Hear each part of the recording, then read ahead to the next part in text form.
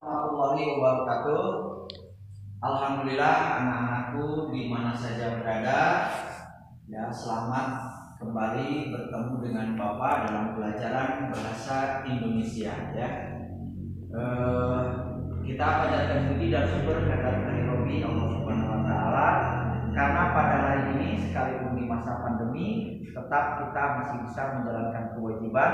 Bapak sebagai guru menjalankan kewajiban untuk mengajar, dan kalian sebagai siswa tetap menjalankan kewajiban untuk belajar. Ya, untuk memulai belajar hari ini, ya silahkan siapa ya yang di rumahnya ini yang paling siap? Oh Ilham, silakan Ilham, baca doa dulu dibimbing oleh kalian dengan membacakan surat Al-Fatihah bersama-sama. Ya, bil barokati Al-Quran Al-Fatihah. A'udzubillahi minasyaitonirrajim. Bismillahirrahmanirrahim. Alhamdulillahirabbil alamin. Arrahmanirrahim. Iyyaka na'budu wa iyyaka nasta'in. Ihdinas siratal mustaqim. Siratal ladzina an'amta 'alaihim ghairil maghdubi 'alaihim waladdallin. Anak-anakku yang hari ini sedang belajar di rumahnya masing-masing, kita pada hari ini di semester genap ini kita akan membahas tentang materi yang pertama adalah tentang teks ulasan. Ya, teks ulasan sebagaimana sudah disebarkan materinya oleh Bapak lewat WA.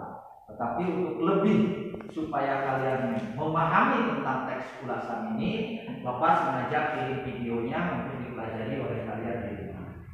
Teks ulasan ini adalah ya resensi, ini disebut juga sebagai resensi ya, atau pertimbangan mengenai sebuah buku. Ya, untuk lebih jelasnya bahwa teks ulasan ini adalah teks yang berisi penjelasan, ya, penjelasan atau komentar, ya, atau menafsirkan atau mereview terhadap suatu karya. Bingung? Nah, misalkan begini, kalian menonton sebuah film, nah kemudian kamu membicarakan tentang kelebihan film tersebut, kekurangan film tersebut, ya, mengenai karakter tokohnya, itu secara tidak langsung kamu sedang mengulas karya daripada sebuah film itu, ya, karya dari film itu. Nah, jadi teks ulasan itu sebenarnya mudah, ya. Jadi kalian memberi penjelasan tentang sebuah karya.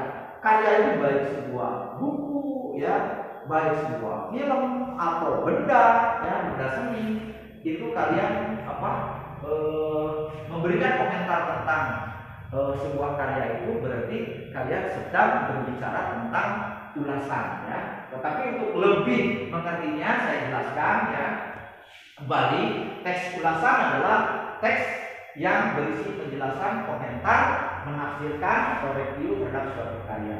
Struktur teks ulasan, ini strukturnya, ya. Yang pertama adalah orientasi. Orientasi ini artinya gambaran umum. Kalian menggambarkan secara umum, ya, mengenai sebuah karya tersebut.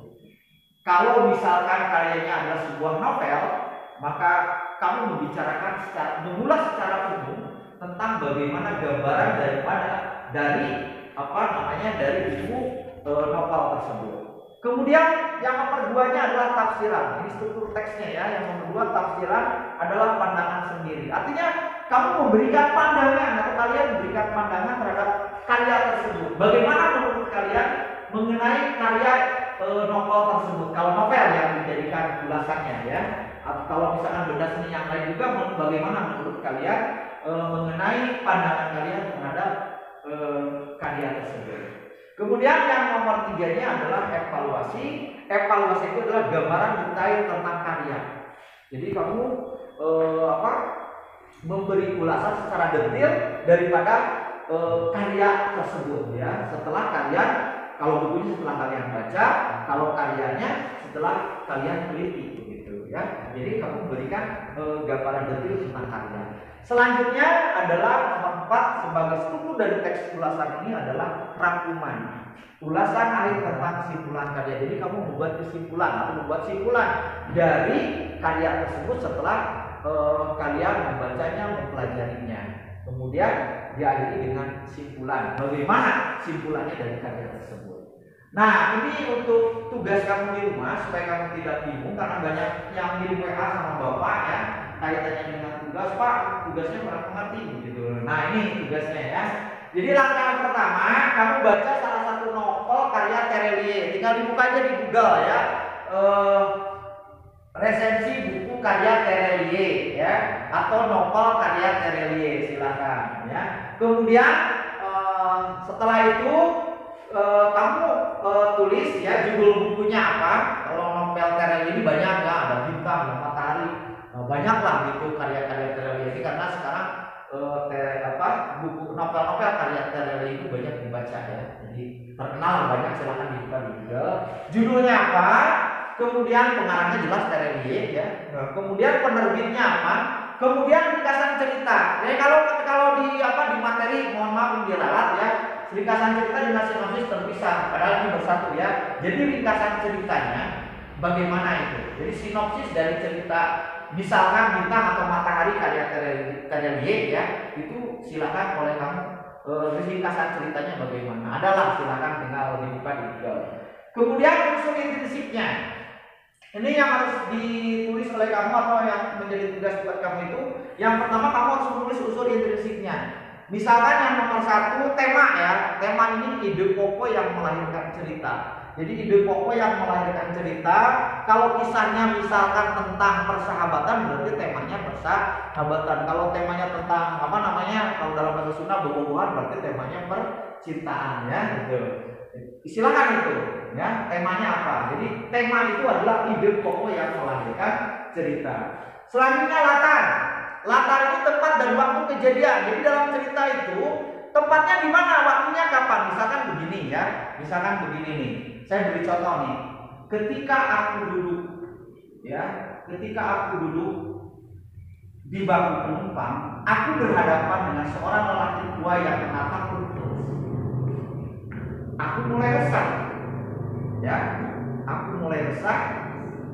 Sementara penumpang yang lain sudah pada tidur, hanya masinis yang lagi konsentrasi menjalankan tugasnya. Nah, kira-kira menurut kamu itu cuplikan cerita tersebut latarnya di mana?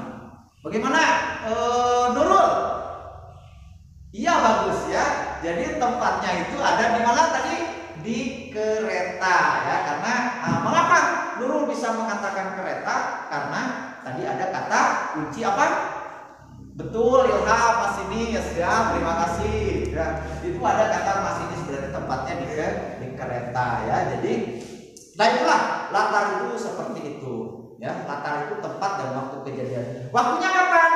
Pasti waktunya adalah malam karena penumpang yang lain sudah pada tidur ya. Nah, ini yang disebut dengan latar ya. Kemudian alur atau jalan cerita. Alur ini bisa alur maju, bisa alur mundur. Kalau alur maju menceritakan dari hari ini ke depan.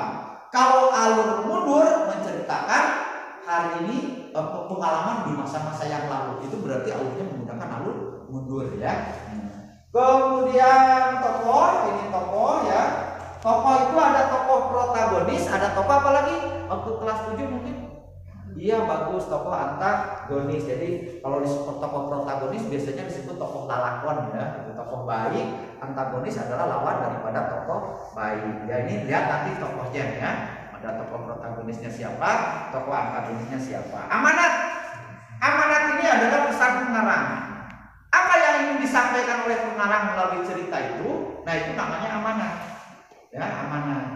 Ya, jadi silahkan kalian baca dulu, nanti setelah membaca, oh ini pengarang maksudnya ingin memberikan pesan lewat ceritanya seperti ini ya, itu amanat. Kemudian nomor 4-nya kamu buat kelebihan dan kekurangan ya. Jadi kelebihannya oleh kalian dijelaskan, misalkan dari segi pemaparan cerita tersebut mudah dimengerti atau menarik ya. Kekurangannya misalkan banyak menggunakan bahasa-bahasa yang tidak cocok untuk dibaca oleh pelajar misalkan ya. Ini silakan oleh kalian ya, pelajari dulu, baru nanti setelah dipelajari, setelah dibaca, dipelajari, nanti kamu akan menemukan bagaimana kelebihan dan kekurangan buku daripada karya karya dari Terelie. Anak-anakku, demikian yang dapat Bapak sampaikan ya. Tetap semangat, jadilah kalian orang-orang hebat ya. Sampaikan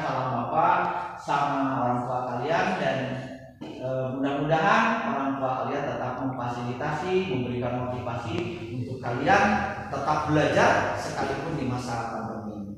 Bila taufiq wal hidayah, wassalamualaikum warahmatullahi wabarakatuh.